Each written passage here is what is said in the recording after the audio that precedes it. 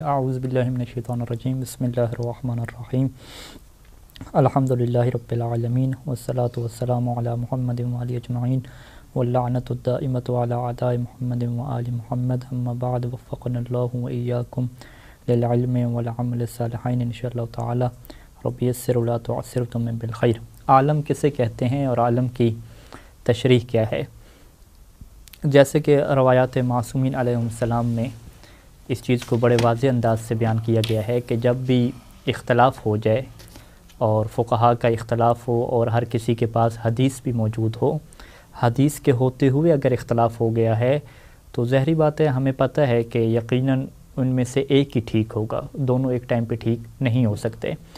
اور چونکہ ہمارے اوپر بھی کوئی وحی نازل نہیں ہو رہی اور ہمارا بھی امام وقت سے تعلق اور ارتباط ڈائریکٹ نہیں ہے کہ ہم جا کے ان سے پوچھ لیں کہ ہمیں بتائیے کہ موجودہ جو فقہا میں اختلاف ہو گیا ہے یا احادیث میں اختلاف ہو گیا ہے یا کسی حدیث یا قرآن کی آیت کو سمجھنے میں اس کی تشریح میں اختلاف ہوا ہے، کون حق ہے، کون حق پر ہے اور کون باطل پر ہے، اس کی تشخیص فرما دیجئے۔ ہم امام زمانہ سے ڈائریکٹ رابطہ کر کے اس چیز کی پہچان نہیں کروا سکتے، وہی تو ہمارے اوپر نازل ہونی نہیں ہے، تو پھر اس کا کیا قاعدہ کلیہ ہے کہ ہم کیا کریں اس اختلاف کی صورت میں؟ امام معصوم نے جو قاعدہ کلیہ ہمیں عطا فرمایا ہے، جیسے کہ شیخ صدوق علیہ رحمہ نے من لا یعذر الفقیہ میں یہی حدیث نقل فرمائی، اصول کافی میں مرحوم کلینی نے احادیث نقل فرمائی کہ جب بھی اختلاف ہو جائے تو اس صورت میں آپ نے افقہ اور عالم کی طرف جانا ہے۔ لفظ افقہ اور عالم اگر ہم نحوی اعتبار سے دیکھیں تو یہ افعل التفضیل کے صیغے ہیں۔ افعل التفضیل ایک ایسی صفت کو بیان کرتا ہے کہ جس میں آپ تقابل کرا رہتے ہیں دوسرے بندے سے، دوسروں سے تقابل کرا رہے ہوتے ہیں۔ تو اگر ہم اس کے ڈکشنری کے معنی کو دیکھیں تو عالم اور افقہ کا مطلب کیا ہے کہ جس کے پاس سب سے زیادہ علم ہو، جس کے پاس سب سے زیادہ فقاہت ہو۔ لیکن ہم فقہ میں جب آ کے دیکھیں گے کہ فقیہ اس حدیث سے کیا سمجھتا ہے، فقیہ جو ہے وہ فقہ میں عالم اور افقہ کسے کہتے ہیں۔ تو فقہ میں عالم اور افقہ کو جاننے کے لیے اس وقت میں آپ کے سامنے جو ہے وہ عروہ میں سید سیستانی کا جو حاشیہ ہے وہاں سے میں آپ کے سامنے عالم کی تعریف رکھ رہا ہوں، کہ جس میں حاشیہ نمبر 18 ہے اور جس میں سید سیستانی دامت ظل العالی فرماتے ہیں کہ المراد من العالم عمدۃ ما یلاحظ فیہ العالمیت امور ثلاثہ، کہ تین ایسے امور ہیں کہ جو عالمیت کے اندر لحاظ کرنا بہت ہی اہم ہیں، مہم ہیں، کہ تین چیزوں کو ہم دیکھیں گے اور ان تین چیزوں کو طے کرنے کے بعد ہم یہ کہہ سکتے ہیں کہ وہ کیا عالم ہے۔ اس میں سے جو پہلا انہوں نے رستہ کہا ہے کہ پہلی جو چیز ہے کہ جو عالم کا حصہ ہے، یعنی ابھی ہم کیا کہہ رہے ہیں، عالم کو ہم سمجھنا چاہ رہے ہیں تو ہم کہیں گے کہ عالم تین چیزوں سے مل کے بنتا ہے۔ سب سے پہلی چیز کیا ہونی چاہیے کہ العلم بطرق اثبات صدور الروایت، کہ عالم کے پاس علم ہونا چاہیے۔ کس بات کا علم ہونا چاہیے؟ بطرق اثبات صدور الروایت، ان رستوں کا علم ہونا چاہیے کہ جس کے ذریعے سے روایت کا صادر ہونا ثابت ہوتا ہے۔ دیکھیں ہمارے سامنے قرآن مجید ہے،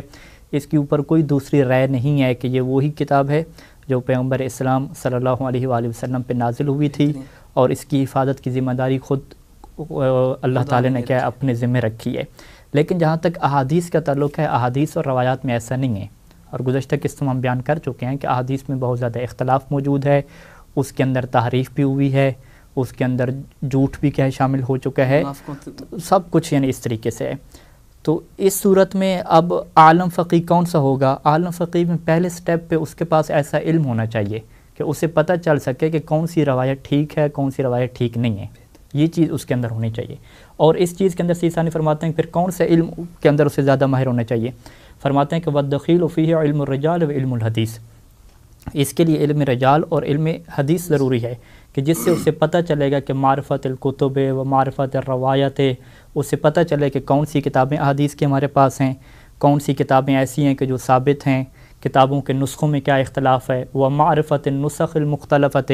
مختلف نسخے اصول کافی کے ہیں، من لا یعذر الفقیہ کے ہیں، کسی میں واو ہے، کسی میں واو نہیں ہے، کسی میں کچھ حرکات لگی ہوئی ہیں، کسی میں کچھ اعراب لگے ہوئے ہیں، ان کی معرفت ہونی چاہیے۔ وتمییز الاصح عن غیرہ، اور اس فقیہ کے پاس یہ صلاحیت ہونی چاہیے کہ وہ صحیح نسخوں کو دوسرے نسخوں سے جدا کر سکے۔ یہ کیا ہے؟ پہلی چیز ہے۔ اور اس کے علاوہ ایک اور اہم چیز بھی اس کے اندر ذکر فرمائی کہ والخلط الواقع بین متن الحدیث و کلام المصنفین، کہ بعض اوقات ایک حدیث کا متن ہوتا ہے، اس کے اندر راوی کا کلام بھی شامل ہو جاتا ہے، اور راوی سے ہٹ کے جو کتابیں مرتب کرنے والے ہیں مثلا مرحوم کلینی ہیں، ان کا اپنا کلام بھی شامل ہو جاتا ہے۔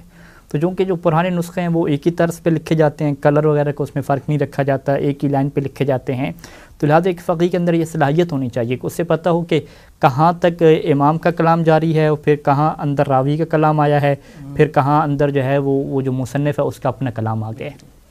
یہ چیز ضروری ہے۔ اور یہ دیکھیں یہ چیز کیوں سے ثانی فرما رہے ہیں، اس وجہ سے کہ چونکہ امام نے نے فرمایا تھا کہ جب اختلاف ہو جائے تو اعلمہما باحادیثنا،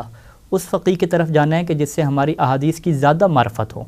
تو حدیث کی زیادہ معرفت اسی طریقے سے ہوگی کہ جب وہ علم رجال و حدیث کا ماہر بنے گا تو وہ پھر پرکھ سکتا ہے کہ کون سی حدیث معصوم کی ہے اور کون سی حدیث معصوم کی نہیں ہے۔ یہ کیا ہو گیا، پہلا سسٹم ہو جائے گا۔ پہلا مرحلے میں اسے یہ ثابت کرنا ہے کہ یہ جو روایت ہے یہ معصوم کی ہے، اس کے اندر غیر معصوم راوی کا کلام شامل کب ہوا، کتنا ہوا، کیا حیثیت ہے، یہ پہلا حصہ ہو گیا۔ دوسرا حصہ کیا ہے کہ فہم المراد من النص، کہ وہ جو متن جب ثابت ہو گیا تو اب اس میں جو معصوم کیا فرمانا چاہتے ہیں، اس کی تشریح اور اس کا معنی کیا ہے۔ اب جب اس کی معنی اور اس کی تشریح پہ بات آئے گی تو ظاہری بات ہے اسے کیا جاننا پڑے گا، اسے قدیم عربی زبان میں جب عربی کی گفتگو ہوتی تھی اور ان کے درمیان جو رائج محاورے تھے، رائج جو الفاظ تھے، اس کی سے معرفت حاصل کرنی پڑے گی،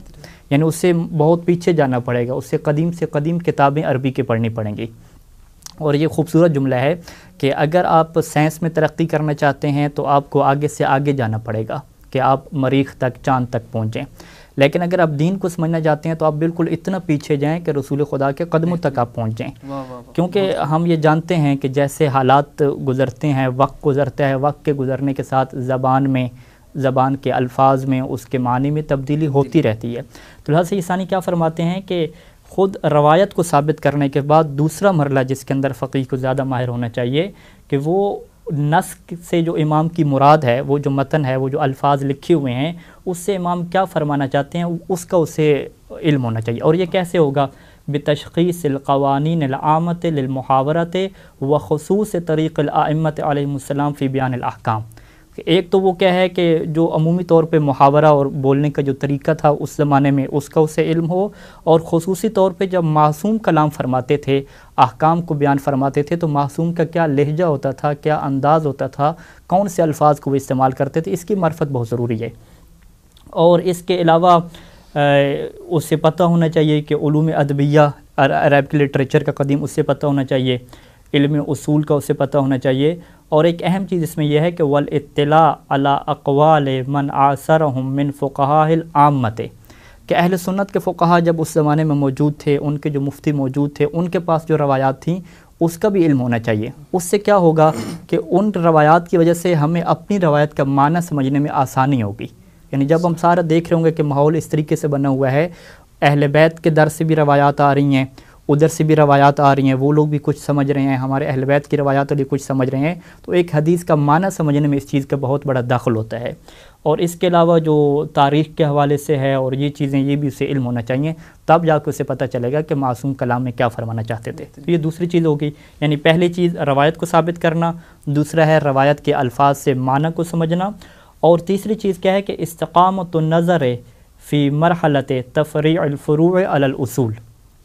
کہ پھر فقیہ کو اتنا ماہر ہونا چاہیے کہ جو اس نے اصول اور قواعد سمجھے ہیں کلام معصوم سے، اس کو تطبیق دے سکے اور اس کی فروعات نکال سکے۔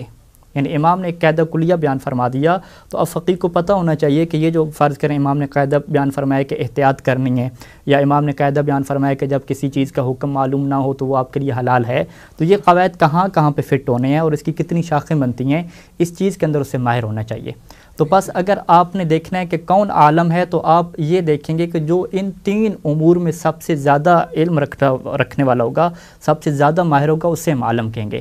پہلے مرحلے میں اس کے پاس علم حدیث اور رجال کا زیادہ علم ہو کہ وہ تشخیص دے سکتا ہو کہ کون سی روایت معصوم کی ہے اور کون سی روایت معصوم کی نہیں ہے۔ ورنہ عوام تو کیا کہہ دیتے ہیں کہ آپ کسی فرمان کے بارے میں، کسی روایت کے بارے میں یہ کہیں کہ اس کی سند ثابت نہیں ہے یا اس کے اندر یہ مشکل ہے، تو وہ کہتے ہیں کہ آپ معصوم کے فرمان پہ اعتراض کر رہے ہیں۔ تو ہم کہتے ہیں پہلے مرحلے میں یہ ثابت تو کرو کہ یہ معصوم کا فرمان ہے۔ جب یہ ثابت نہیں ہوا، ہر کوئی آ کے کہہ رہا ہے قال امام صادق علیہ السلام، بس وہ کہہ دے تو یہ معصوم کا فرمان بن جاتا ہے کیا؟ نہیں، یہ چیز ضروری ہے کہ یہ صدور روایت کو ثابت کرنا پڑتا ہے، اس میں صدور روایت کو، کتابوں کو، سند کو، ساری چیزیں ثابت کرنا پڑتی ہیں، وگرنہ تو سب کچھ ظن اور قیاس ہو جائے گا۔ تو لہٰذا دیکھیں گے کہ جو فقیہ صدور روایت کے اعتبار سے علوم کے اوپر قدرت زیادہ رکھتا ہے، پھر روایت کو سمجھنے کے حوالے سے، پھر جو اصول اور کلی قواعد روایات میں موجود ہیں اس کے فروعات نکالنے سے، اس کو مختلف موارد کے اوپر پریکٹس کرنے کے اوپر زیادہ قدرت رکھتا ہے، تو اس فقیہ کو ہم عالم کہیں گے۔